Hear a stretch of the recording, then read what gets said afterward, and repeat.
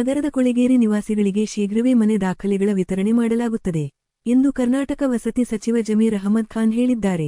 ಕರ್ನಾಟಕ ರಾಜ್ಯ ವಸತಿ ಸಚಿವ ಜಮೀರ್ ಅಹಮದ್ ಖಾನ್ ಮಂಗಳವಾರ ಸ್ಲಂ ಬೋರ್ಡ್ ಕಚೇರಿಯಲ್ಲಿ ಮಾತನಾಡಿ, ಕೊಳಗೇರಿ ನಿರ್ಮೂಲನಾ ಮಂಡಳಿ ಬೆಂಗಳೂರು ಸೇರಿದಂತೆ ರಾಜ್ಯದ ವಿವಿಧೆಡೆ ಇರುವ ಸ್ಲಂ ನಿವಾಸಿಗಳು ಮತ್ತು ಕುಂದುಕೊರತೆಗಳನ್ನು ಆಲಿಸಿ ಮನೆಗಳನ್ನು ನಿರ್ಮಿಸಿಕೊಡುವುದು ಬಗ್ಗೆ ಕರ್ನಾಟಕ ಸ್ಲಂ ಬೋರ್ಡ್ ಕಚೇರಿಯಲ್ಲಿ ವಿವಿಧ ಅಧಿಕಾರಿಗಳು ಮತ್ತು ವಿಮಾ ಮಹಾ ಸಂಘಟನೆ ಮಹಾಕುಟುಂಬಿ ಸೇರಿದಂತೆ ವಿವಿಧ ಸಂಘಟನೆಗಳ ಪದಾಧಿಕಾರಿಗಳೊಂದಿಗೆ ಸಭೆ ನಡೆಸಲಾಯಿತು.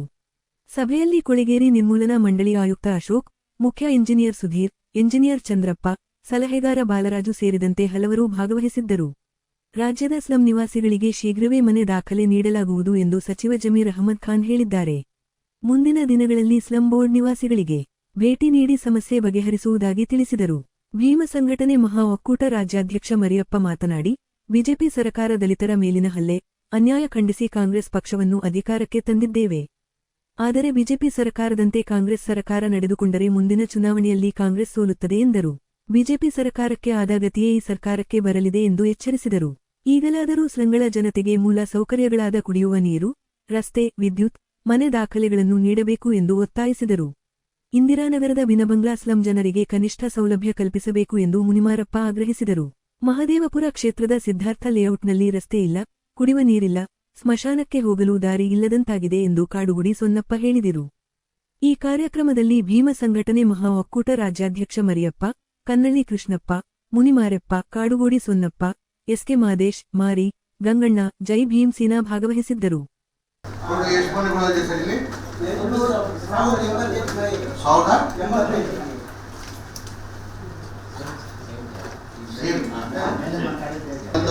ಸಮಾಧಾನ ಮಾಡಿ ಕಳ್ಸಂಗಿಲ್ಲ.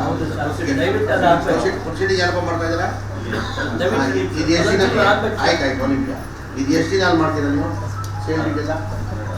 ಸರ್ 1 ಮಂತ್ 2 ಮಂತ್ಸ್ 2 ತಿಂಗಳು ಟೈಮ್ ತಗೊಳ್ಳಿ ಸರ್. ಕೂಡ್ಲು ಗ್ರಾಮದಲ್ಲಿ ಮಂಡಳಿ ವತಿಯಿಂದ ನಿರ್ಮಿಸಿರುವ ಮನೆಗಳು ತುಂಬ ಚಿಕ್ಕದಾಗಿದೆ ಸರ್. 10/18 ಇದೆ.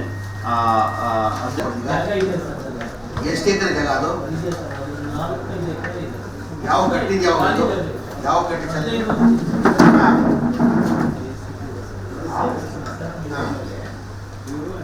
ನಮ್ಮ ಕಂಟ್ರೋಲ್ ಎಷ್ಟು ಸೈಡ್ ಇದೆ ಸರ್? ಏನೋ ಒಂದು ಮಾಡ್ಬೋದಾಗಿತ್ತು. ಜಗ ಇಲ್ಲ. ಜಾಗ ಅದು ಟೋಟಲ್ 20 ಎಕರೆ ಅಂತೆ. ಅದು 20 ಎಕರೆಯಲ್ಲಿ 5 ಎಕರೆ ಏನೋ BWC ಕೊಟ್ಟವ್ರೆ.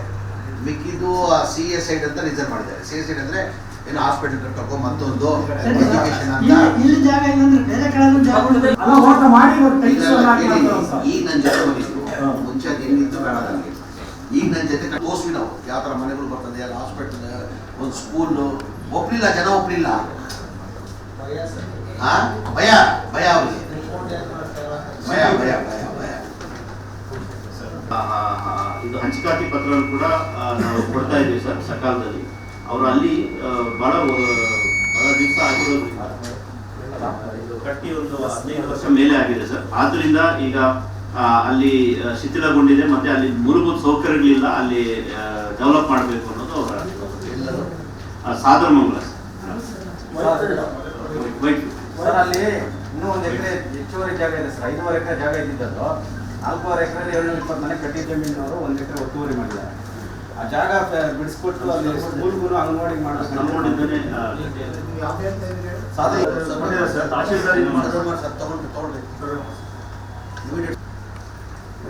ಒಳ್ಳೆ ಈ ತರ ಭಾವನೆ ಇರ್ತದೆ. ಎಲ್ಲ ಒಟ್ಟಾಗಿ ಈ ತರ ಭಾವನೆ ಇರ್ತದೆ. ಇದು ಕಾನ್ಸೆಪ್ಟ್ ಬಾಬಾ ಸಾಹೇಬ್ ಅಂಬೇಡ್ಕರ್ ಸರ್. ಅಲ್ಲಿಗೆ ಬರ್ತೀವಿ ಸರ್. ಇಲ್ಲ ಇದೆ ತುಂಬ ಇದೆ. ಇದು ಇವತ್ತು ಎನ್ಕ್ರೋಚ್ಮೆಂಟ್ ಆಗಿದೆ.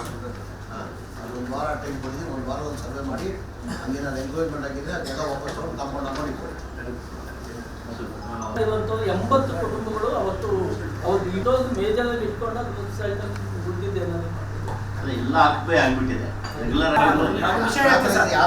ಆದ್ರೆ ವಿಷಯ ಹೇಳ್ತೀವಿ ಸರ್.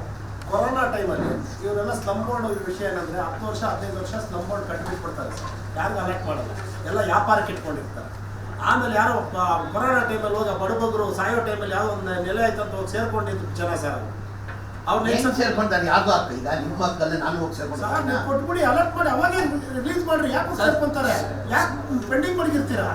ಸರ್ ಸೇಮ್ ಕೇಸು ಈಗ ಮೈಸೂರು ರೋಡಲ್ಲಿ ಅಂಬೇಡ್ಕರ್ ನಗರ ಮಾತಾಡಿದ್ರಲ್ಲ, ಆಲ್ಮೋಸ್ಟ್ 190 ಮನೆಯಲ್ಲೂ ಅನಾಥಾಲಯದಾಗ ಸೇರ್ಕೊಂಡು ಮಾರಾಟನೇ ಮಾಡ್ಬಿಟ್ಟಿದ್ದಾರೆ. ಸೇಮೇ ಅದು ಅನಾಥಾಲಯದಾಗ ಹೋಗಿ ಸೇರ್ಕೊಂಡಿದ್ದಾರೆ 190 ಮನೆ. ಎಷ್ಟು ವರ್ಷ ಆಯ್ತು?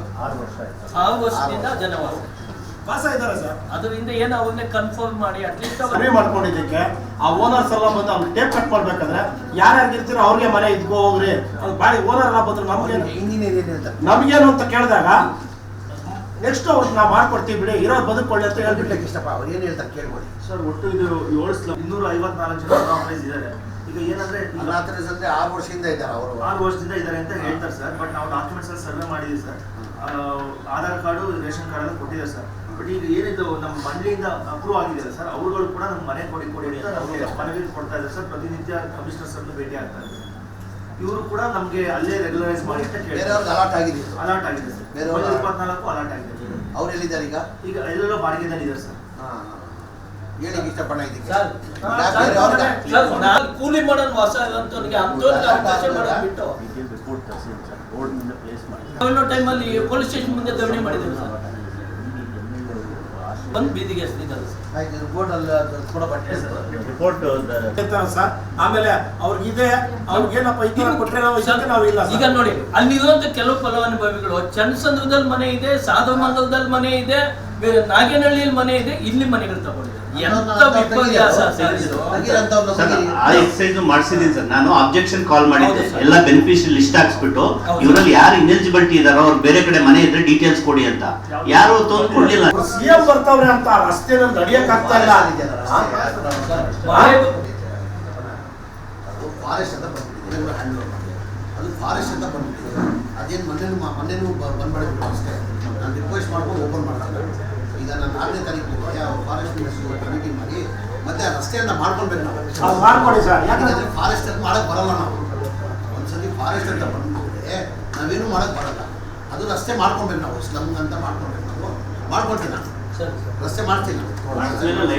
ಲೈಟ್ ಇಲ್ಲ ಸರ್ BDA ಇಂದ ಅದು ಮಾರ್ಕೊಂಡು ಇವರು ಸವರ್ಣೀಯರು ಬೇರೆಯವರು ಇವರು ಯಾರಿಗೆ ಅಲಾಟ್ ಆಗಿದೆ ಅವರಿಂದ ತಗೊಂಡು ಬೇರೆಯವ್ರಿಗೆ ಸೇಲ್ ಮಾಡಿದ್ದಾರೆ ಅನ್ನೋದು ಅದು BDA ಅವರು. ನಾವಿದು ವಿಡಿಯೋ ಹೋಗೋದು ಇದೇನಾಗಿದೆ ಎಂಟೆಂಟ್ ಕಾಲನಿ ಹೆಚ್ ಕಾಲನಿ ಇರ್ತಕ್ಕಂಥದ್ದು 60ರ ದಶಕದಲ್ಲಿ ಸಾರ್ವಜನಿಕರಿಗಾಗಿ ಮಾಡಿರ್ತಕ್ಕಂಥದ್ದು ಸರ್.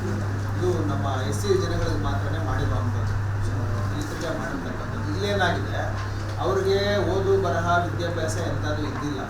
ಆಮೇಲೆ ಇದು ಲೀಸ್ ಪೀರಿಯಡ್ ಮುಗಿಯೋಕ್ಕೂ ಮುಂಚೆನೇ ಅವ್ರ ಹತ್ರ ಸುಮಾರು ಜನ ಸವರ್ಣರ ಹತ್ರ ಕೆಲಸ ಮಾಡ್ತಾ ಇದ್ದವ್ರೆ. ನಮ್ಮವರು ಲಾರಿಗಳಲ್ಲಿ ಅಲ್ಲಿ ಇಲ್ಲಿ ಕೆಲಸ ಮಾಡ್ತಾ ಇದ್ದಂಥವ್ರು ಅವ್ರನ್ನ ಯಾಮಾರಿಸಿ ಅವ್ರ ಕೈಯಲ್ಲಿ ಬೇರೆಯವರಿಗೆ ಮಾರಿಸಿರ್ತಕ್ಕಂಥದ್ದಾಗಿದೆ.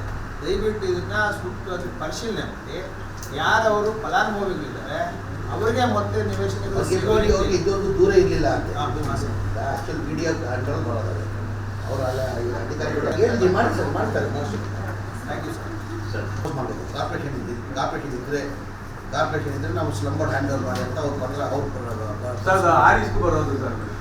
ಇಲ್ಲ ಚಿಕ್ಕಪೇಟೆ ಸರ್ಜಾಪುರ ದೊಡ್ಡ ಮುಂದೆ ಏನಿಲ್ಲ, ಗಿಡ ಮರ ನಡೆಸಿ ಎಲ್ಲರೂ ಒಂದಾಗಿದ್ರು, ಎಲ್ಲರೂ ಒಟ್ಟಿಗೆ ಇದ್ರು. ಅದರಲ್ಲಿ ಅಚ್ಚಿರೋಗಿದೆ, ಇವ್ರು ತಾಯ್ತಿರೋಗಿದ್ದಾರೆ.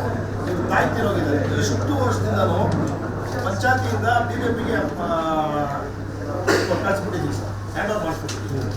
ಹ್ಯಾಂಡ್ ಓವರ್ ಮಾಡಿಸಾದ್ಮೇಲೆ ಪಂಚಾಯತಿನೆಲ್ಲ ಹಕ್ಕುಪತ್ರಗಳು ಇಟ್ಕೊಂಡು 39 ಹಕ್ಕುಪತ್ರಗಳನ್ನ ಮೂವರು ಸತಾಯಿಸಿ ಮಾದೇಪುರ ಬರುತ್ತೆ. ಇವ್ರಿಗೆ ಹಕ್ಕುಪತ್ರಗಳು ಕೊಡಿಸ್ಬೇಕು. ಜೆರಾಕ್ಸ್ ಕೊಟ್ಟಿದ್ದಾರೆ. ಕಲರ್ ಜೆರಾಕ್ಸ್ಗಳು ಕೊಟ್ಟಿದ್ದಾರೆ. ರಾಜೀವ್ ಗಾಂಧಿ ಅವರು ಇದ್ದಾರೆ ಸರ್. DC ಆಫೀಸಿಂದ ಮತ್ತೆ ಅವರು ಸಾಯಿಸಿ ಸತ್ತೋಗ್ಬಿಟ್ರು. ನಾಯಿ ಅಂದಂಗೆ ದುಡ್ಡು ಎಷ್ಟು ಹೋದ್ರಲ್ಲಿ ಲಕ್ಷ ಕೊಡ್ತೀವಿ, 50,000 ಕೊಡ್ತೀವಿ ಅಂತ ಪಂಚಾಯತಿನಲ್ಲಿ EO ವ್ಯಾಪಾರ ಯಾವ ಥರ ಎಲ್ಲ ಹೋಲ್ಸೇಲ್ ನಡೀತಾ ಇದೆ ಸರ್.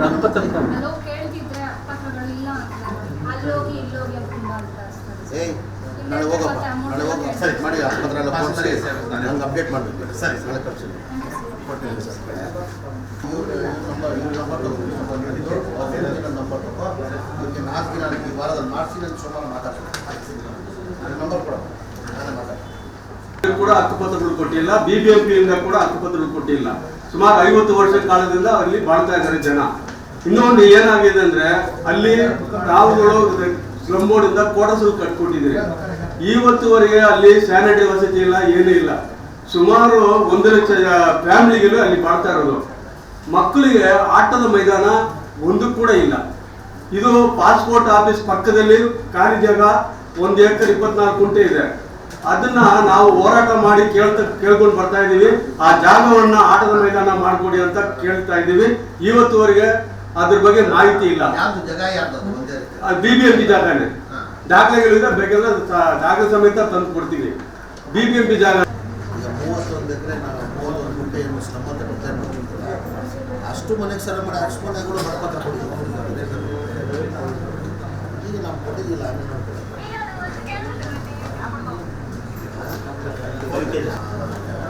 ಅನಂತಪುರ ಅಂತೆಲ್ಲ ಓನರ್ಗಳು ಪರಿಚಯ ಇರೋರು, ಅವ್ರಿಗೆ ನಾನು ವಹಿಸ್ಕೊಂಡು ಜವಾಬ್ದಾರಿ, ನನ್ನ ಕೊಟ್ಟಿದ್ದ ಪರಿಹಾರ ಆಗಿತ್ತು.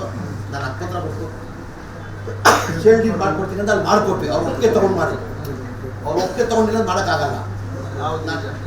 ನೋಡಿ ಅನಂತಪುರದಲ್ಲೇ ನಾನು ಆಲ್ರೆಡಿ ಶೇರ್ ಡೀಡ್ ಮಾಡಾಯ್ತು. ವೆಂಕಟರಾಮ ನಗರಲ್ಲಿ ಮೊನ್ನೆ ಹೋಗ್ಕೊಂಡು ಬಂದು 480 ಜನಕ್ಕೆ 40-50 ವರ್ಷದಿಂದ ವಾಸ ಮಾಡ್ತಾ ಇದ್ರು ಅವರು. ಆ ಪ್ರೈವೇಟ್ ಓನರ್ ಮಾತಾಡ್ಬಿಟ್ಟು ಅವ್ರಿಗೂ ಹಕ್ಕುಪತ್ರ ಕೊಟ್ಟು ಶೇರ್ ಡೀಡ್ ಮಾಡಾಯ್ತು. ಕೆಲಸ ಮಾಡಿ ಇಲ್ಲ ಹೋಗಕ್ಕಾಗಲ್ಲ. ನಮ್ಮಂತ ದಲಿತರು ಸತ್ಯದ ಮಾತು ಸರ್. ದಯವಿಟ್ಟು ನಾವು ಸಚಿವರ ಜೊತೆ ನಾವು ಸುಳ್ಳು ಹೇಳಕ್ಕಾಗಲ್ಲ ಸರ್. ದುಡ್ಡಿಲ್ಲ ಅಂದ್ರೆ ನಾವು AC ಆಫೀಸ್ ಹೋಗಂಗೆ ಇಲ್ಲ.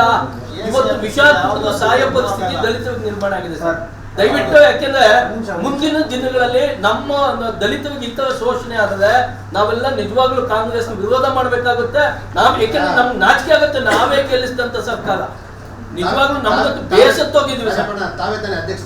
ಸುಮಾರು 50 ವರ್ಷಗಳಿಂದ ಮನೆಗಳು ಕಟ್ಕೊಂಡು ವಾಸ ಮಾಡ್ಕೊಂಡಿದ್ದಾರೆ. ಸರ್ಕಾರಿ ಜಾಗ ಸರ್. ಅಪ್ಪ ಅಂಚೆ ಕಚೇರಿ ಪಕ್ಕದಲ್ಲಿ 3/4 ಎಕರೆನಲ್ಲಿ ಸರಿ ಸುಮಾರು 33 ಮನೆಗಳ 35 ಮನೆಗಳು ಕಟ್ಕೊಂಡಿದ್ದಾರೆ ಸರ್. ಅಲ್ಲಿ ಎಲ್ಲ ರೀತಿಯಾಗಿರ್ತಕ್ಕಂಥ ಸೌಲಭ್ಯಗಳನ್ನು ಕೊಟ್ಟಿದ್ದಾರೆ. Ration card, Aadhaar card, voter ID ಎಲ್ಲವನ್ನೂ ಕೊಟ್ಟಿದ್ದಾರೆ. ಇದುವರೆಗೂ ಕೂಡ ಹಕ್ಕುಪತ್ರ ಮಾತ್ರ ಕೊಡಲೇ ಇಲ್ಲ. ಹೇಳಿದ್ದಾರೆ ಇಲ್ಲ ಸರ್, ಅದು ನಾನು ತಡವಾಗಿ ಬಂದೆ ಸರ್. ಲಿಸ್ಟಲ್ಲಿ ಇದೆ, ಅದು ಲಿಸ್ಟಲ್ಲಿ ಇದೆ ಅಲ್ಲಿ ಸುಮಾರು ಒಂದು 22 ಮುಸ್ಲಿಂ ಮನೆಗಳಿದ್ದಾವೆ ಸರ್. 22 ಮುಸ್ಲಿಂ ಮನೆಗಳಿದ್ದಾವೆ. ಇನ್ನು ಉಳಿಕೆ ಇರ್ತಕ್ಕಂಥದ್ದು SCಗಳು ಮತ್ತು ಅದರ್ ಕ್ಯಾಸ್ಟ್ಗಳೆಲ್ಲ ಕೊಟ್ಟಿದ್ದಾವೆ. ಅದನ್ನು ದಯಮಾಡಿ ಅದೆಲ್ಲ ಹಕ್ಕುಪತ್ರಗಳು ಕೊಡಬೇಕು ಅಂತ ಸುಮಾರು ವರ್ಷಗಳಿಂದ ಹೋರಾಟ ಮಾಡ್ಕೊಂಡಿದ್ದೀವಿ. ಕಾಡುಗೋಡಿದೆ ಸರ್. ವಾರ್ಡ್ಗೆ ಸಂಬಂಧಪಟ್ಟಂತೆ ಅಲ್ಲಿ ಕಾಡುಗೋಡಿಗೆ ಹೊಂದ್ಕೊಂಡಂತೆ ಒಂದು ಸಿದ್ಧಾರ್ಥ ಲೇಔಟ್ ಇದೆ. ಅಲ್ಲಿ ಸರಿಸುಮಾರು 1500 ಜನ ವಾಸ ಮಾಡ್ಕೊಂಡಿದ್ದಾರೆ ಸರ್. ಆ ಜಾಗದಲ್ಲಿ ಬೆಂಗಳೂರಿಂದ ಚೆನ್ನೈಗೆ ಹೋಗ್ತಕ್ಕಂಥ ಒಂದು ರೈಲ್ವೆ ಹಳ್ಳಿ, ಎರಡನೇದು ಫುಡ್ ಗೋಡನ್ಗೆ ಹೋಗ್ತಕ್ಕಂಥದ್ದು ಇನ್ನೊಂದು ಹಳ್ಳಿ ಇದೆ ಸರ್. ಅದರಲ್ಲಿ ಹೆಚ್ಚಾಗಿ ಏನು ಸಂಪರ್ಕ ಏನಿಲ್ಲ. ಬರೀ ಆಹಾರ ಏನಾದರೂ ಪದಾರ್ಥಗಳು ಹೋಗುವಂಥ ಸಂದರ್ಭದಲ್ಲಿ ಮಾತ್ರ ಹೊರಡುತ್ತೆ.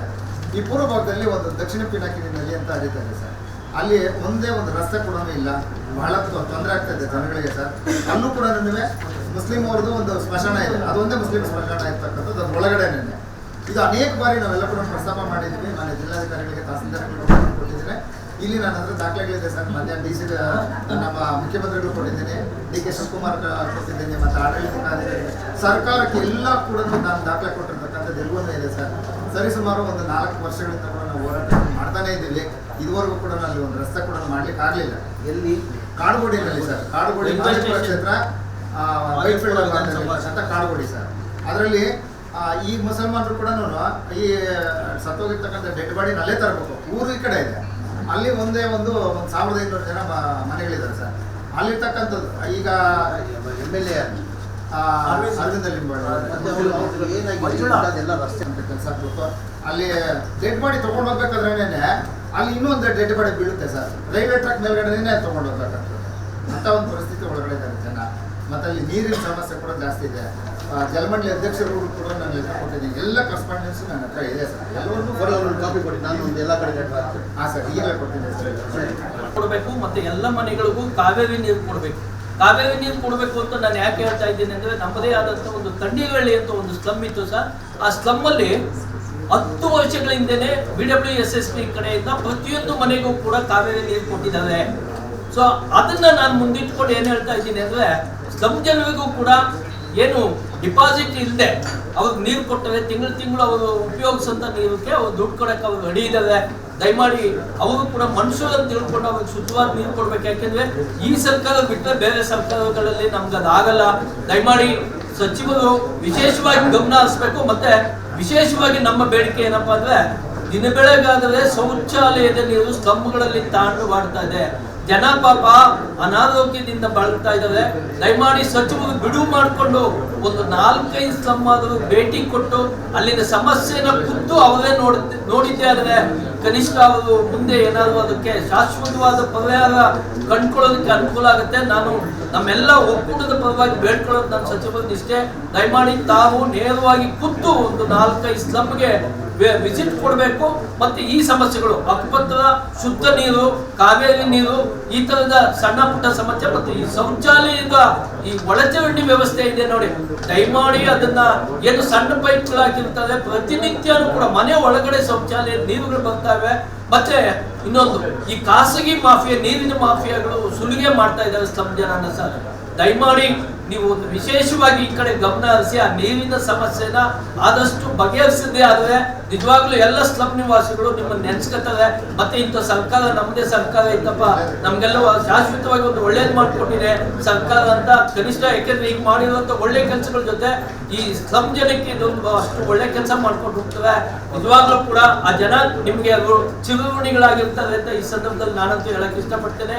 ದಯಮಾಡಿ ಸಾಹೇಬರು ಒಂದು 2-3-4 ಸ್ಲಮ್ಗಳಿಗೆ ಭೇಟಿ ಕೊಡಬೇಕು. ನೀವೆಷ್ಟೇ ನೀವು ಕೆಲಸದ ಒತ್ತಡ ಆಗ್ತದೆ ಆದರೂ ಕೂಡ ಬಿಡುವು ಮಾಡಿಕೊಂಡು ತಾವು ಮಾಡಿದ್ದೆ ಆದರೆ ನಿಜವಾಗ್ಲೂ ಕೂಡ ಇಡೀ ಸ್ಲಮ್ ಜನರ ಪರವಾಗಿ ನಾನು ನಿಮ್ಮಲ್ಲಿ ಮನವಿ ಮಾಡ್ಕೊಳ್ಳೋದು ಇಷ್ಟೇ. ಆ ಜನಕ್ಕೆ ಒಂದು ಶಾಶ್ವತವಾದ ಪರಿಹಾರ ಸಿಕ್ಕಂಗಾಗುತ್ತೆ ಸರ್. ದಯಮಾಡಿ ಸರ್, ಒಂದು 2635 ಸ್ಲಮ್ ಬೆಂಗಳೂರು ಸಿಟಿಯಲ್ಲಿ 435 ಡಿಕ್ಲೇರ್ ಸ್ಲಮ್ ಇದೆ. ಅನ್ಡಿಕ್ಲೇರ್ನ 50 ಚಿತ್ರ ಅನ್ಡಿಕ್ಲೇರ್ ಸ್ಲಮ್ ಇದೆ. ಅನ್ಡಿಕ್ಲೇರ್ ಸ್ಲಮ್ ಇದೆ.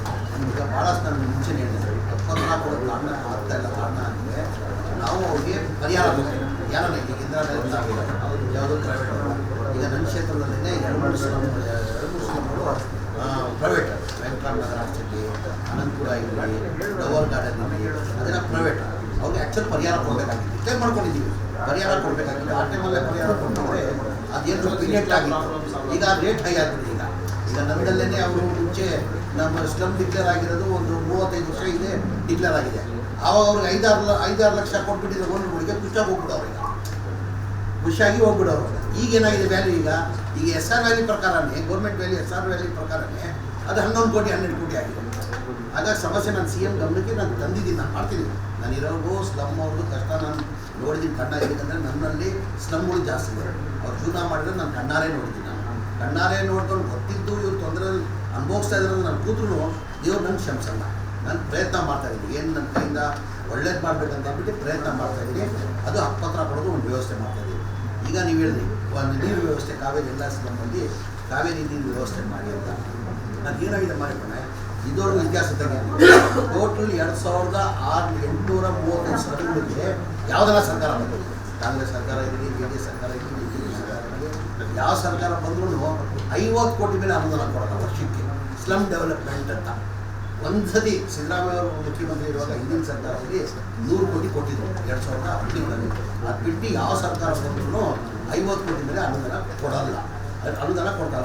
ಈಗ 50 ಕೋಟಿಯಲ್ಲಿ ಎಷ್ಟು ಸ್ಲಮ್ ಅಂತ ಮಾಡೋಕ್ಕಾಗ್ತದೆ? ನೀವು ಒಂದು ಸ್ಲಮ್ಗೆ 10 ಲಕ್ಷ ಕೊಟ್ಟರು ಸಾಲಲ್ಲ.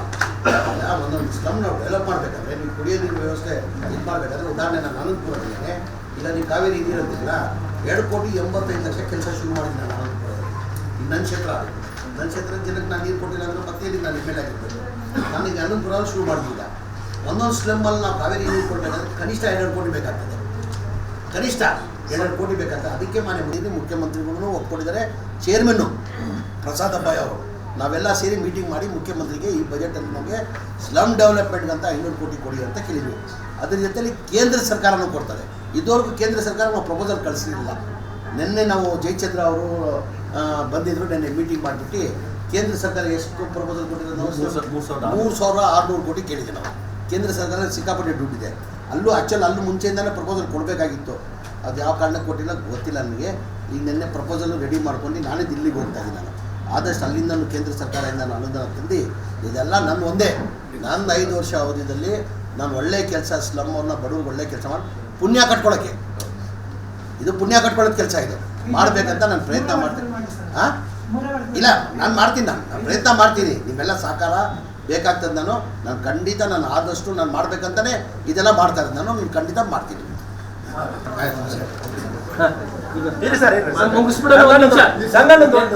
ಎಲ್ಲ ಸೇರಿ ಕೊಡೋಣ. ನಾನು ಕೊಡೋಣ ಅಂತ ಮುಗಿಸ್ಬಿಡ್ತೀವಿ. 2 ನಿಮಿಷ ಸರ್, 1 ನಿಮಿಷ ದಯವಿಟ್ಟು ಎಲ್ಲ ಕುತ್ಕೋಬೇಕು. ಮುಖ್ಯವಾಗಿರ್ತಕ್ಕಂಥ ವಿಚಾರ ಸರ್. ಆಲ್ಮೋಸ್ಟ್ ಸಮಸ್ಯೆ ಆಗಿದೆ.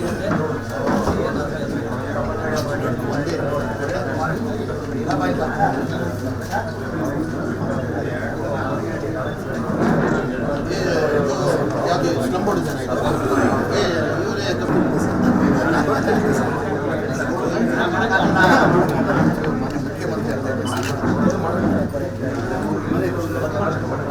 ಸ್ನೇಹಿತರೆ, ಕನಿಷ್ಠ ಸ್ಲಮ್ ಜನರ ಸಮಸ್ಯೆಗಳ ಬಗ್ಗೆ ಸುಮಾರು 11 ಗಂಟೆಯಿಂದ ಇಲ್ಲಿ ತನಕನೂ ಕೂಡ ಮಾನ್ಯ ಸಚಿವರು ಮತ್ತು ಅವರ ಎಲ್ಲ ಸಿಬ್ಬಂದಿ ವರ್ಗ ಸಭೆ ಮಾಡಿದಂತ ಸಚಿವರಿಗೆ ಮತ್ತು ಎಲ್ಲ ಸಿಬ್ಬಂದಿ ವರ್ಗದವರಿಗೆ ಭೀಮಾ ಸಂಘಟನೆಗಳ ಒಕ್ಕೂಟದ ವತಿಯಿಂದ ಭೀಮಾ ವಂದನೆಗಳ ಈ ಸಂದರ್ಭದಲ್ಲಿ ಅರ್ಪಿಸ್ತಾ ಈ ಸಭೆಯನ್ನು ಇಲ್ಲಿ ಮುಗಿಸೋಣ ಅಂತ ನಾನಂತೂ ಭಾವಿಸ್ತೇನೆ. ಜೈ ಭೀಮ್.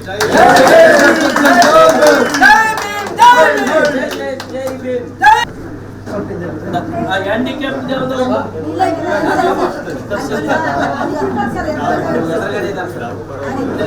ಪಾಪ ಇಲ್ಲಿ ನೋಡಿ ಒಂದು ಮಾಡಿಸ್ಕೊಡೋದು. ಸರಿ,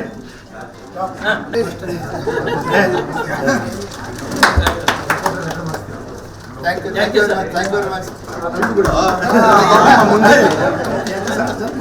ಮಾನ್ಯ ಸಚಿವರು ಎಷ್ಟೇ ಕಷ್ಟ ಆಯ್ತು ಬಾಬೇಡ, ನಮ್ಮ ದಲಿತ ಪರ ಸಂಘಟನೆಗಳನ್ನ ಕರೆದು ಅವ್ರು ಇವತ್ತಿನ ದಿವಸ ನಮ್ಮ ಕಷ್ಟಗಳನ್ನೆಲ್ಲ ಕೂಡ ಬಗೆಹರಿಸ್ತೀವಿ ಅಂತ ಹೇಳಿ ಮಾತು ಕೊಟ್ಟಿದ್ದಾರೆ. ಅವ್ರಿಗೆ ಇನ್ನೂ ಕೂಡ ಜನಪರವಾಗಿ ಅವರಿಗೆ ಯಶಸ್ಸು ಸಿಗ್ಲಿ. ಮತ್ತೆ ಅವ್ರು ನಮ್ಮ ಜೊತೆ ಒಳಗಡೆ ಇದಾರೆ. ಅವರಿಗೆ ಹೊಸ ವರ್ಷದ ಶುಭಾಶಯಗಳು. ಈ ಸಂದರ್ಭದಲ್ಲಿ ಎಲ್ಲ ಕೋಆರ್ಡಿನೇಟ್ ಮಾಡಿದಂತ ನಮ್ಮ ಸ್ಲಮ್ ಬೋರ್ಡ್ ಕಮಿಷನರ್ ಸಾಹೇಬ್ ವಿಶೇಷವಾಗಿ ಅವ್ರಿಗೂ ಕೂಡ ನಾವು ಈ ಸಂದರ್ಭದಲ್ಲಿ ಧನ್ಯವಾದಗಳು ಹೇಳ್ತೇವೆ.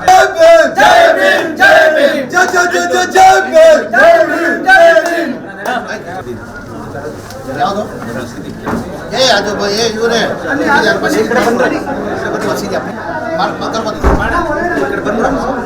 ನಡೀರಪ್ಪ, ಟೈಮ್ ಆಯ್ತು, ಮೀಟಿಂಗ್ ಇದೆ.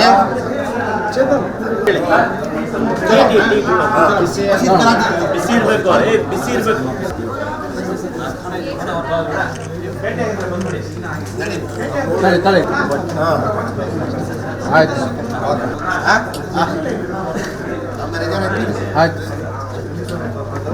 ದಲಿತ ಸಂಘಟನೆಗಳು ಭಾಳಷ್ಟು ಸ್ಲಮ್ಮಲ್ಲಿ ಸಮಸ್ಯೆಗಳು ಇತ್ತು. ಒಂದು 15 ದಿನ ಹಿಂದೆ ಪ್ರತಿಭಟನೆಯನ್ನು ಮಾಡಿದ್ದು ಫ್ರೀಡಮ್ ಪಾರ್ಕಲ್ಲಿ. ಆವಾಗ ನಾನು ಆಶ್ವಾಸನೆ ಕೊಟ್ಟಿದ್ದೆ, ನೀವು ಕರೆಸಿ ನಿಮ್ಗೆ ಏನು ಸಮಸ್ಯೆ ಇದ್ದರೂ ನಾನು ಬಗೆಹರಿಸ್ತೀನಿ ಅಂತ ಹೇಳ್ಬಿಟ್ಟು ಮಾತನ್ನು ಕೊಟ್ಟಿದ್ದೆ. ಆ ಹಿನ್ನೆಲೆಯಲ್ಲಿ ಇವತ್ತು ಅವ್ರು ಮೀಟಿಂಗ್ ಮಾಡಿ ಅವರ ಸಮಸ್ಯೆಗಳು ಏನಿದೆ ಎಲ್ಲ ಸಮಸ್ಯೆಗಳು ಅವರು ಹೇಳಿದ್ದಾರೆ. ಅದರಲ್ಲಿ ಹೆಚ್ಚಾಗಿರೋದು ಹಕ್ಕುಪತ್ರಗಳು ಕೊಡ್ತೀವಿ. ಈಗ ಆಲ್ರೆಡಿ ಹಕ್ಕುಪತ್ರಗಳು ನಾವು ಸರ್ವೆ ಮಾಡಿ ಎಲ್ಲ ಕಡೆ ಹಕ್ಕುಪತ್ರ ಕೊಡಬೇಕಂತ ತೀರ್ಮಾನ ಮಾಡಿದ್ವಿ. ಭಾಳಷ್ಟು ಕಡೆ ಸ್ಲಮ್ಮಲ್ಲಿ ಡೆವಲಪ್ ಮಾಡಬೇಕಾಗ್ತದೆ. BBMP ಕೆಲಸ ಮಾಡ್ತಾಯಿಲ್ಲ. ಇದಕ್ಕೆ ಸ್ಲಮ್ ಬೋರ್ಡ್ ಡಿಕ್ಲೇರ್ ಆಗಿದ್ದ ಕಾರಣಕ್ಕೆ BBMPಯಲ್ಲೂ ಕೆಲಸ ಆಗ್ತಾಯಿಲ್ಲ, ಸ್ಲಮ್ ಬೋರ್ಡಲ್ಲೂ ಕೆಲಸ ಆಗ್ತಾಯಿಲ್ಲ ಅಂತ ಅವ್ರ ಬೇಡಿಕೆ ಇತ್ತು. ಹಾಗಾಗಿ ಒಂದು 2 ತಿಂಗಳ ಹಿಂದೆಯೇ ಮನೆ ಉಪಮುಖ್ಯಮಂತ್ರಿಗಳಾದಂಥ DK ಶಿವಕುಮಾರ್ ನೇತೃತ್ವದಲ್ಲಿ ಮನೆ BBMP ಕಮಿಷನರ್ ಎಲ್ಲ ಕರೆಸಿ ನಾವು ಮೀಟಿಂಗ್ ಮಾಡಿದ್ವಿ. ಅವ್ರು ಹೇಳ್ತಾರದು ಸತ್ಯ. ಅದೇನಾಗಿದೆ, ಒಂದು ಸತಿ ಸ್ಲಮ್ ಡಿಕ್ಲೇರ್ ಆದ ತಕ್ಷಣ BBMPಯವರು ಕೆಲಸ ಮಾಡಲ್ಲ. ನಿನಗೆ ಸ್ಲಮ್ ಇದೆ ಅಂತ. ನಮ್ಮ ಸ್ಲಮ್ ಕೆಲಸ ಮಾಡೋಕ್ಕೆ ನಮ್ಮಲ್ಲಿ ಅನುದಾನ ಇಲ್ಲ. ಆ ಹಿನ್ನೆಲೆಯಲ್ಲಿ ಮೊನ್ನೆ ಡೆಪ್ಟಿ CM ಜೊತೆ ನಾವು ಮೀಟಿಂಗ್ ಮಾಡಿ ಅವ್ರ ಗಮನಕ್ಕೆ ತಂದಿದ್ದೀವಿ. ಈಗ ಅವರಾದರೂ ಮೇಂಟೈನ್ ಮಾಡಲಿ, ನಮ್ಮ ಮೇಂಟೈನ್ ಮಾಡಬೇಕಾದ್ರೆ ಸೆಸ್ ಅಮೌಂಟ್ ಅವ್ರು ತಗೊಳ್ತಾರೆ BBMPಯವರು.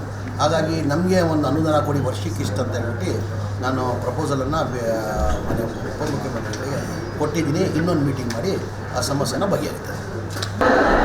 ಈ ದಿನ ಕೊಳಚೆ ನಿರ್ಮೂಲನಾ ಕೇಂದ್ರ ಕಚೇರಿಯಲ್ಲಿ ವಸತಿ ಸಚಿವರಾದಂಥ ಮಾನ್ಯ ಜಮೀರ್ ಅಹಮದ್ ಸಾಹೇಬರು ದಲಿತ ಸಂಘಟನೆಗಳ ಸಮಸ್ಯೆಗಳನ್ನು ಆಲಿಸಲಿಕ್ಕೆ ಇವತ್ತು ಸಭೆ ಕರೆದಿರ್ತಾರೆ.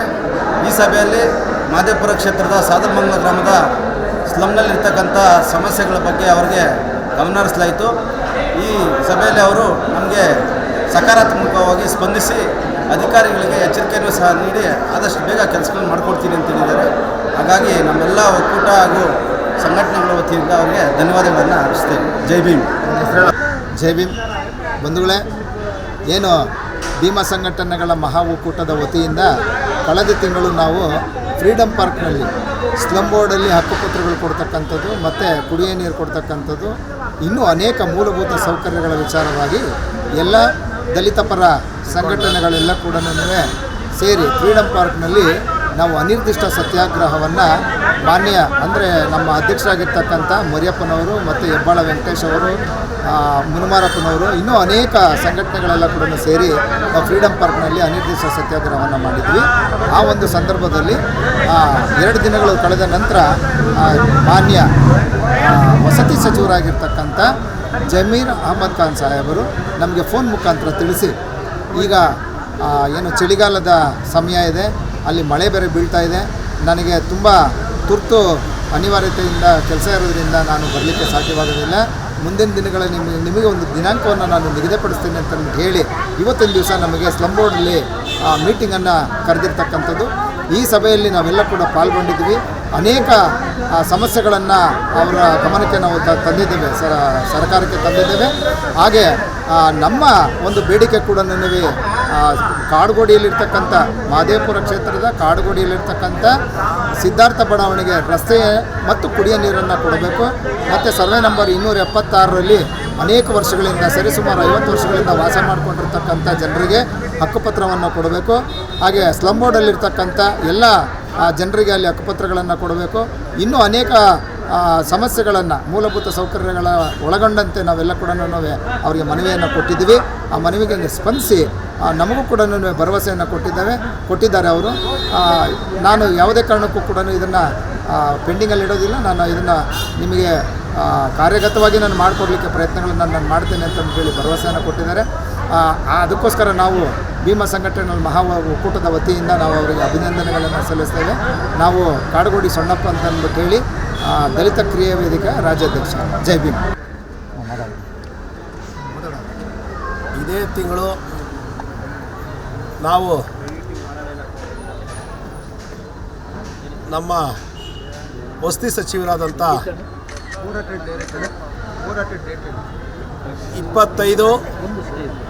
25ನೇ ತಾರೀಕು ಫ್ರೀಡಮ್ ಪಾರ್ಕಲ್ಲಿ ಒಂದು ಹೋರಾಟ ನಂಬ್ಕೊಂಡಿದ್ದು, ಆ ಹೋರಾಟ ನಿರಂತರ ನಡಿಬೇಕು ಅಂತ ಅಲ್ಲೇ ಅಡುಗೆ ಮಾಡಿಕೊಂಡು ಅಲ್ಲೇ ತಿಂದು ನಮ್ಮ ಕೆಲಸ ಎಲ್ಲ ಸಂಪೂರ್ಣ ಬಗೆಹರಿಸೋವರೆಗೂ ನಾವು ಈ ಜಾಗ ಸ್ಥಳ ಬಿಡಬಾರ್ದು ಅಂತ ಒಂದು ಭೀಮಾ ಸಂಘಟನೆಗಳ ಒಕ್ಕೂಟದಿಂದ ನಾವೆಲ್ಲ ಸೇರಿ ಎಲ್ಲ ನಾಯಕರು ಸೇರಿ ಆ ಹೋರಾಟ ನಂಬ್ಕೊಂಡಿದ್ದು.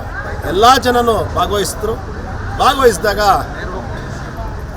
ಮಾರನೇ ದಿವಸ 25 ಮುಗಿದಾದ್ಮೇಲೆ ಮಾರನೇ ದಿವಸ ಎಲ್ಲ ಎಳೆ ವಯಸ್ಸಾದ ಹಿರಿಯ ನಾಯಕರೆಲ್ಲ ಆ ರಾತ್ರಿ ಆ ಚಳಿನಲ್ಲಿ ಆ ಗಾಳಿನಲ್ಲಿದ್ದರು.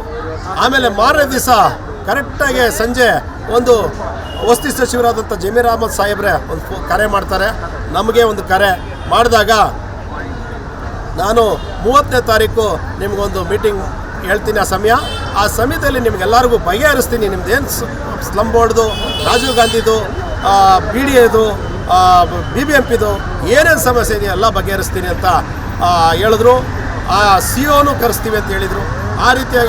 ಅದೇ ರೀತಿಯಾಗಿ ಈ ದಿನ ಸ್ಲಮ್ ಬೋರ್ಡಲ್ಲಿ 30ನೇ ತಾರೀಕು ಸಮಯ ಅಲ್ಲಿ ಬೆಳಗಾಮಲ್ಲಿ ಅವೇಶನ ಆಗಿದ್ದರಿಂದ ಅಲ್ಲಿ ಬೇರೆ ಸಮಯ ಇದೆ ಅಂತೇಳಿ ಹೋದಾಗ ತಿರ್ಗಾ ಮಾರನೇ ದಿವಸ ನಮಗೆ ಫೋನ್ ಮಾಡಿ ಇವತ್ತಿನ ಮೀಟಿಂಗ್ ಇಟ್ಕೊತೀವಿ ಅಂತ ಹೇಳಿದಾಗ ನಾವು ಈ ಸಮಯದಲ್ಲಿ ಕರೆಕ್ಟಾಗಿ 11 ಗಂಟೆ ಆದಾಗ 11 ಗಂಟೆ 15 ನಿಮಿಷಕ್ಕೆ ಜಮೀರ್ ಅಹಮದ್ ಸಾಹೇಬರು ಬಂದರು. ಎಲ್ಲ ಬಡವರ ಒಂದು ಮಾತುಗಳನ್ನ, ಸ್ಲಮ್ ನಿವಾಸಿಗಳನ್ನ, ಆ ರಾಜೀವ್ ಗಾಂಧಿ ಆಶ್ರಯ ಮನೆಗಳಲ್ಲಿರೋರನ್ನ ಪ್ರತಿಯೊಂದು ಮಾತನ್ನು ಲಾಲಿಸಿ ಪ್ರತಿಯೊಬ್ಬರಿಗೂ ನಾನು ಸಮಸ್ಯೆಯನ್ನು ಬಗೆಹರಿಸ್ತೀನಿ, ಹಕ್ಕುಪತ್ರನ ಕೊಡಿಸ್ತೀನಿ, ರಿಜಿಸ್ಟ್ರೇಷನ್ ಹಕ್ಕುಪತ್ರನ ನಾನು ಎಲ್ಲರಿಗೂ ರಿಜಿಸ್ಟ್ರೇಷನ್ ಮಾಡಿಸಿ ಹಕ್ಕುಪತ್ರನ ಕೊಡಿಸ್ತೀನಿ ಅಂತ ಒಂದು ಭರವಸೆಯನ್ನು ಕೊಟ್ಟಿದ್ದಾರೆ. ಅದೇ ರೀತಿಯಾಗಿ ಸ್ಲಮ್ನಲ್ಲಿ ವಾಸ ಮಾಡೋಂಥ ಜನಕ್ಕೆ ಕೊಳಚೆ ಪ್ರದೇಶದಲ್ಲಿ ಆ ಕಕ್ಕಸ್ ನೀರು, ಆ ಒಳಚರಂಡಿ ಕೆಲಸ, ಪ್ರತಿಯೊಂದು ರಸ್ತೆ ಎಲ್ಲ ಮಾಡಿಕೊಡ್ತೀವಿ, ಎಲ್ಲ ಕೆಲವೇ ದಿನದಲ್ಲಿ ಎಲ್ಲನೂ ನಾವು ಮುಗಿಸ್ಕೊಡ್ತೀವಿ ಅಂತ ಸಂಪೂರ್ಣವಾಗಿ ಒಂದು ಭರವಸೆಯನ್ನು ಕೊಟ್ಟು ಈ ದಿನ ಕಾವೇರಿ ನೀರು ಎಲ್ಲ ಕಡೆ 110 ಹಳ್ಳಿಗೆ ಯಾವ ರೀತಿ ಒಂದು ಸರಬರಾಜು ಆಗಬೇಕೋ ಎಲ್ಲ ಕಡೆ ಕೆಲಸ ಕಾಮಗಾರಿ ನಡೀತಾ ಇದೆ. ಅದರಲ್ಲೂ BWSSP ಅವರು ಮನೆಗಳಿಗೆ 12,000 15,000 ಕಟ್ಟಬೇಕು ಅಂತ ಕೇಳ್ತಾ ಇದ್ದಾರೆ. ಅದು ಆ ರೀತಿಯಾಗಿ ಅಲ್ಲಿರೋ ಬಡ ಜನರು ಕಟ್ಟೋದಕ್ಕಾಗಲ್ಲ. ಅದರಲ್ಲಿ ಎಲ್ಲ ಥರ ಕಮ್ಮಿ ಮಾಡಿ ಆ ಜನರಿಗೆ ನೀರು ಕೊಡಬೇಕು, ಪ್ರತಿಯೊಬ್ಬರಿಗೂ ಕುಡಿಯೋಕ್ಕೆ ನೀರು ಕೊಡಬೇಕು ಅಂತ ಈ ಸಂದರ್ಭದಲ್ಲಿ ಹೇಳ್ತೀವಿ. ಅದೇ ರೀತಿಯಾಗಿ ಮೂಲಭೂತ ಸೌಕರ್ಯಗಳು ಏನೇನಿದೆಯೋ ಎಲ್ಲ ಮಾಡಬೇಕು ಅಂತ ಒಂದು ಎಚ್ಚರಿಕೆಯಾಗಿ ಹೇಳಿದ್ದೀವಿ. ಇದೇನಾದ್ರು ಮಾಡದಿರ ಇದ್ರೆ ಮುಂದಿನ ಹೋರಾಟ ಭಾರಿ ಎಚ್ಚರಿಕೆಯಾಗಿ ಇರ್ತದೆ ಅಂತ ಈ ಸಂದರ್ಭದಲ್ಲಿ ಹೇಳಕ್ಕೆ ಇಷ್ಟಪಡ್ತೀನಿ. KSS ಕರ್ನಾಟಕ ಸಾಮರಸ್ಯ ಸಮಿತಿ ರಾಜ್ಯಾಧ್ಯಕ್ಷರು ಕನ್ನಳ್ಳಿ ಕೃಷ್ಣಪ್ಪ. ಸ್ನೇಹಿತರೆ, ಇವತ್ತೇನು ನಾವು 25-26 ನವೆಂಬರ್ ತಿಂಗಳಲ್ಲಿ ಒಂದು ಧರಣಿ ಮಾಡಿದ್ವು, ಅನಿರ್ದಿಷ್ಟಾವಧಿ ಅಂತ. ಮಳೆ ಕಾರಣ ಅದು 2 ದಿನಕ್ಕೆ ಮುಂದುವರಿತು. ಅಷ್ಟೊತ್ತಿಗೆ ಸಚಿವರು ಕೂಡ ಬೆಳಗಾಂ ಅಧಿವೇಶನದಲ್ಲಿದ್ದರು. ಅಲ್ಲಿಂದನೇ ಫೋನ್ ಹಾಕಿ, ಇಲ್ಲ ನಿಮ್ಮೇನು ಸಮಸ್ಯೆಗಳಿದೆಯೋ ನಾನೆಲ್ಲ ಬಗೆಹರಿಸ್ಕೊಡ್ತೀನಿ ಅನ್ನೋ ನಿಟ್ಟಿನಲ್ಲಿ ಅವರು ಫೋನಲ್ಲಿ ಮಾತಾಡಿದ್ದರಿಂದ ನಾವು 2 ದಿನಕ್ಕೆ ಅದನ್ನು ವಾಪಸ್ ತಗೊಂಡ್ವು. ಅದರ ಪ್ರಕಾರವಾಗಿ ನಿನ್ನೆ ಇದ್ದಂಥ ಸಭೆ ಇವತ್ತಿಗೆ ಮುಂದೂಡಲಾಯಿತು 31ಕ್ಕೆ. ಸೊ ಇವತ್ತು 11 ಗಂಟೆಗೆ ಬಂದಂಥ ಸಚಿವರು ಮತ್ತು ಕಂದಾಯ ಇಲಾಖೆಯಿಂದ ADC ಅವರು ಬಂದಿದ್ದರು, ಮತ್ತು BDAಯಿಂದನೂ ಕೂಡ ಸೆಕ್ರೆಟರಿ 1 ಬಂದಿದ್ದರು, ಮತ್ತು ಜಲಮಂಡಳಿಯಿಂದ ಬಂದಿದ್ದರು, ಅದೇ ರೀತಿ ಬೆಸ್ಕಾಮಿಂದನೂ ಕೂಡ ಬಂದಿದ್ದರು, BBMPಯಿಂದನೂ ಕೂಡ ಬಂದಿದ್ದರು. ಈ ಥರ ಎಲ್ಲ ಅಧಿಕಾರಿಗಳು ಈ ಸಭೆಯಲ್ಲಿ ಪಾಲ್ಗೊಂಡಿದ್ದರಿಂದ ನಮಗೂ ಒಂದು ರೀತಿಯ ನಮ್ಮ ಜನಕ್ಕೆಲ್ಲ ಏನೋ ಕೆಲವು ಸಮಸ್ಯೆಗಳಾದರೂ ಬಗೆಹರಿತದೆ ಅನ್ನೋ ಒಂದು ಸಂತೋಷ ನಮಗೆ ಬಂತು. ಸೊ ಆ ನಿಟ್ಟಲ್ಲಿ ಸುಮಾರು 3 ಗಂಟೆಗಳ ಕಾಲ ಸಭೆ ನಡೀತು. ಸಭೆಯಲ್ಲಿ ಎಲ್ಲ ಸಮಸ್ಯೆಗಳ ಬಗ್ಗೆ ಚರ್ಚೆ ನಡೆದು ಒಳ್ಳೆ ತೀರ್ಮಾನನ ಸಚಿವರು ತಗೊಂಡಿದ್ದಾವೆ. ಮೋಸ್ಟ್ಲಿ ಮುಂದಿನ ದಿನಗಳಲ್ಲಿ ನಮ್ಮೆಲ್ಲ ಸಮಸ್ಯೆಗಳು ಬಗೆಹರಿಯುವಂಥ ಸಾಧ್ಯತೆಗಳಿರೋದ್ರಿಂದ ನಾವು ಕಾದು ನೋಡೋಣ ಅನ್ನೋ ಒಂದು ಆಲೋಚನೆಯಲ್ಲಿದ್ದೇವೆ. ನಮ್ಮ ಸಮಸ್ಯೆ ಬಗೆಹರಿದಿಲ್ಲ, ಬರೀ ಕಾಗೆ ಆರಿಸೋ ಕೆಲಸ ಆದರೆ ಮುಂದಿನ ದಿನಗಳಲ್ಲಿ ಸಚಿವರು ಮನೆ ಮುಂದೆನೇ ಧರಣಿ ಮಾಡೋಂಥ ತಮಟೆ ಹೊಡಿಸೋವಂಥ ಕೆಲಸ ನಾವು ಮಾಡಬೇಕು ಅಂತ ತೀರ್ಮಾನ ಮಾಡಿದ್ದೇವೆ. ನಮ್ಮ ಸಮಸ್ಯೆಗಳು ಬಗೆಹರಿದಿಲ್ಲ ಅಂದರೆ ಸಚಿವರು ಮನೆ ಮುಂದೆ ತಮಟೆ ಹೊಡೆಯೋದಂತೂ ಗ್ಯಾರಂಟಿ. ಜೈ ಭೀಮ್. ಮರಿಯಪ್ಪ, ಭೀಮ ಸಂಘಟನೆಗಳ ಒಕ್ಕೂಟದ ರಾಜ್ಯ.